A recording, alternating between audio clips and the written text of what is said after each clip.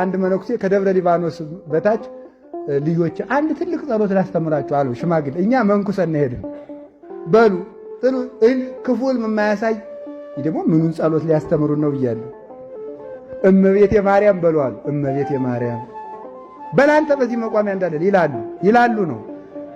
ስምሽ ምን ያምር ስምሽ ምን ያምር እንላለን እኛ ሶስት ነን መነኮሳት ነን። በፍየል ብራና በፍየል ብራና በቄስ ከናፍር በል በቄስ ከናፍር በቃ እንዲህ ካላችሁ ሰይጣን አይነካችሁም ማለት እውነታቸውን ደግነት ማለት እኮ ይሄ ነው። እውነት ማለት እግዚአብሔር እኮ እንዲያውም በዚህ የሚከፋው መስሏል። ሞኝ ደግ ነው እግዚአብሔር ፍጹም ቸር ስለሆነ ደስ ነው የሚለው። እንኳን እናቱን ወደንለት እርስ በርስ ተፋቀራችሁ ብሎ ደስ ይለዋል እሱ። ከቴም እናቱን ወደንለት ነው የእናቱ ፍቅር ጸንቶልን ነው በእውነቱ።